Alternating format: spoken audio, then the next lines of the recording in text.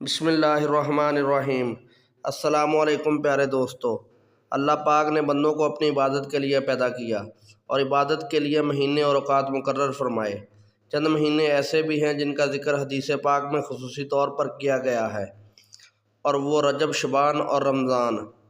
جیسا کہ اللہ کے پیارے حبیب صلی اللہ علیہ وسلم نے فرمایا، رجب اللہ پاک کا مہینہ ہے اور شعبان میرا مہینہ ہے اور رمضان میری امت کا مہینہ ہے۔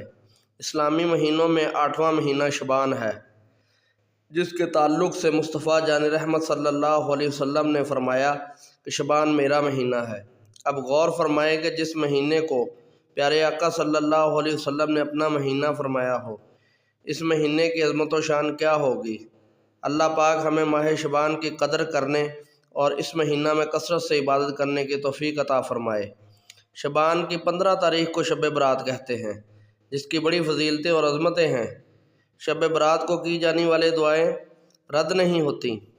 حدیث پاک میں فرمان مصطفیٰ صلی اللہ علیہ وسلم ہے، 5 راتیں ایسی ہیں جس میں دعا رد نہیں کی جاتی: رجب کی پہلی رات، 15 شعبان کی رات، جمعہ رات اور جمعہ کی درمیانی رات، شعبان کی 15ویں رات۔